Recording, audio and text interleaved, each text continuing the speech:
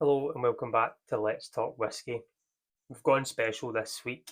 If you've never seen the live the other night, I opened this, so this is why there's some out of it already. I did want to do an uncorking, but I thought the environment I was in, the friends that I was with, I thought I need to get this open. So what I've got here is a Bruichladdich, but not any old Bruichladdich. This is a Bruichladdich 1988 30-year-old, the rare cask series, the untouchable.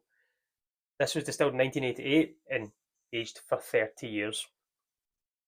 I won this in a kind of raffle competition from my good friends who opened this with the other night, the Collectors Club competitions, and I paid $1.99 for a ticket, and I won this bottle.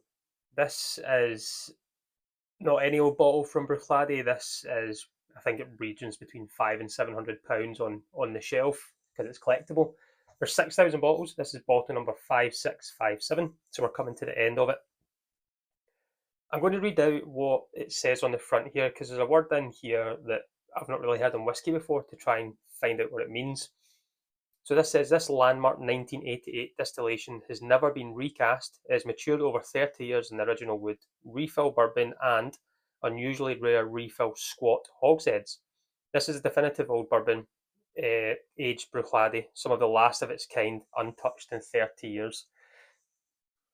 Squat casks, never heard of it before until I seen this bottle and tried to do a little bit of diving about to try and find out what's going on. Bruichladdich, obviously, through the years, have been very innovative in how they use different woods, different wine woods, and just everything they do at the distillery. You know, they're owned by Remy Cointreau now. I think in the 80s at the time, it was maybe Invergordon distillers that owned them. I think they had a wee they closed down for a little bit in 83 maybe, somewhere around there. Then you fast forward a little bit to the 90s, and I think it was ACL, Murray McDavid took over, and then the story of Bruichladdich revamp from the early 2000s to what it is now. So this is some of the old stuff. It's untouched. So this has been a refill hoggy. It's full time. It's not been recast or anything. It's been after the 30 years put out into. I'm going to suspect a container because this was released in 2022, I think. Even though it says it's 30 years from 88, it doesn't make sense. But it says 2022 it was able to find is when it came out and it was released. I might have it wrong, but hopefully not. Squat casks. So what I was able to find, and if anyone knows anything else, Willie Dolier messaged me, and I was reading a little article on that as well, is the best kind of definitive answer we can find is that it's a shorter cask, more wood contact, there's more staves within that wood. I seen a picture and it looked like an American football or a rugby is what it looked like. So a different style of shape to it, a little bit smaller. I think it was 210 litres compared to a usual cask at 250 litres. So it's going to be more wood contact. The colour of it to describe is quite difficult for me to put a hue on it. It's maybe like an orange wine. It's bizarre. The colour of it. It's 46.2% ABV, non-chill filtered, natural colour. Bruichladdich, the distillery itself, Bruichladdich Whisky is a non-peated version. Port Charlotte heavily peated, Octomore off the charts peated, and they've also got their gin. Bruichladdich use so many different styles of their kind of barley. They've got their own farms, like Octomore Farm, for instance, where they use their most that barley for Octomore, and they're using everything Scottish. It's the biggest employers on the island of Islay as well, and it's a really fantastic tour. I do enjoy going over there to just the welcoming you get at Bruichladdich. When I got this, yes, I could have maybe sold it and bought different whiskey, but I wanted to get it open and share it with some friends, and that's what I've done. Prior to this video, I have put this in the glass. I've let this breathe for, this is maybe a good 20-25 minutes, because when we opened it, we just poured it and we tried it, and I think we missed out on some of the kind of flavour context. So today, I'm hoping to try and get a little bit more flavour and see what depth we can get into. Does a squat cask have major say in whiskey? Do we still see it, or is it called something else? Who knows? But Islay, fantastic part of the whiskey world, but to get non-peated whiskey is bizarre. So I've been able to get my Glencairn glass I've put this in. It's from the Lochside Hotel in Islay as well, because I couldn't find my Bruichladdich glass, because that would have been perfect to have it all fitting. But the colour of it as I say, it's like a marmalade maybe colour. Legs on it as well. It's taking its time to come down. It's slightly lower ABV from other whiskies we're used to. Majority of Bruichladdich, Port Charlotte is 50% ABV and above. But this, because it's natural, is 46.2% untouched in the rare cask series, the untouchable series, because it's had 30 years and it's not been touched. It's pretty cool. But legs taking its time to come down, and just the colour, it's such a bizarre colour. I don't know if it'll pick up well on the light there. But we're going to get it on the nose, get it on the palate. I've got a little bit of water here as well. Not that I think it will need it, but we're going to see if it does anything can change. So let's get this on the nose and let's see kind of first thoughts, really being able to dive into it. It is tropical. Jeez. There's like a zesty sherbet there as well. But it's so tropical. Tropical sherbet. It's like mango, pineapple, papaya, coconut there. There's this kind of soft, sweet wood to it as well.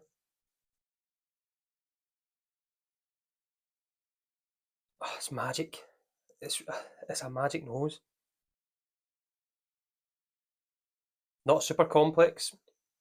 You can tell there's not been much involvement in messing about with different casks and putting it all together. This is just, it feels like one of one, if that makes sense. But super tropical. Usually with Islay, I've got a soft coastal note as well, like kind of sea soil or sea breeze. I'm not getting that.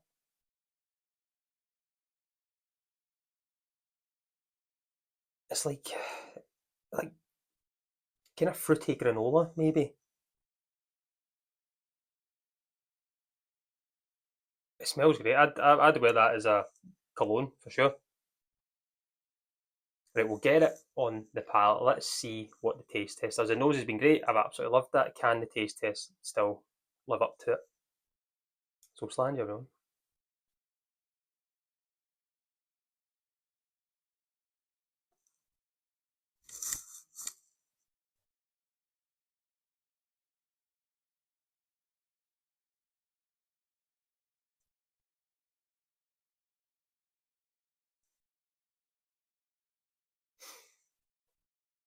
It stays sweet. The sherbet kind of zing falls away. There's more of a kind of honey glaze, not manuka honey, but maybe runny honey, if that makes sense.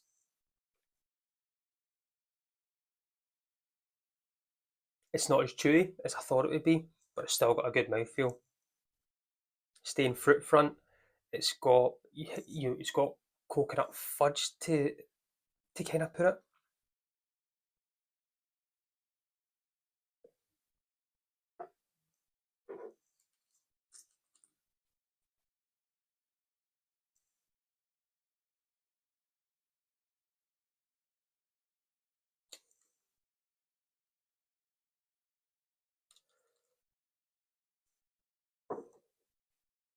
It's like it's not spice, but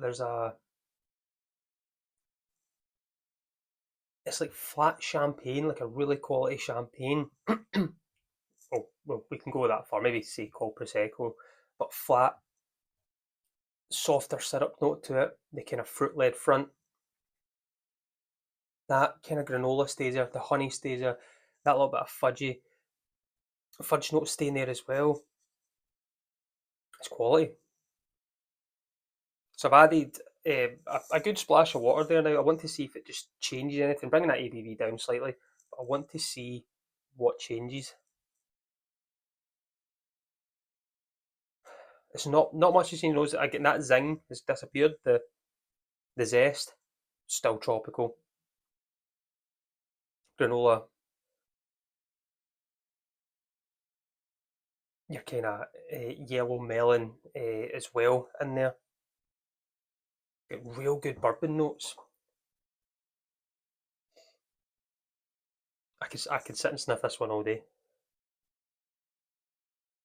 It's good with water. I think the first impression without it, it just had a bit more oomph to it. It's definitely calmed it down. It's great. Right, so we'll try it now, a little bit of water, and see what happens on the palate.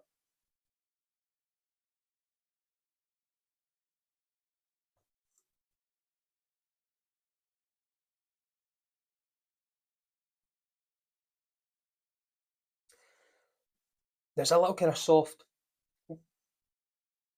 oak vibe going on now, very kind of subtle. And is it going to be the squat cask? Is that the influence here because there's more staves involved? I really don't know. But mango, papaya, pineapple, coconuts, like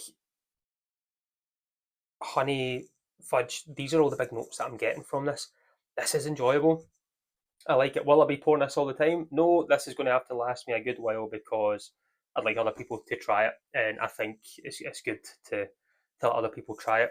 So I need to say a big thank you. Well, I got lucky in my ticket from the Collectors Club guys for Scott and John. I got to open it with them the other night, so I'll continue to look at this. We'll review this at some point down the line as well to see if anything has changed. But let me know if you've tried this. Let me know if you know what a Scott cask is, if you've really got a good idea to it from what we've been able to find and say. I've just had a little bit of information there. And again, Willie, thanks for that information. But I'm going to go and sit back. I'm going to go and finish this. And I think I'll go and edit the video at the same time and just maybe pour another one just to get used to it. But again, thanks for joining. Enjoy me next week. And let's talk whiskey. Flange.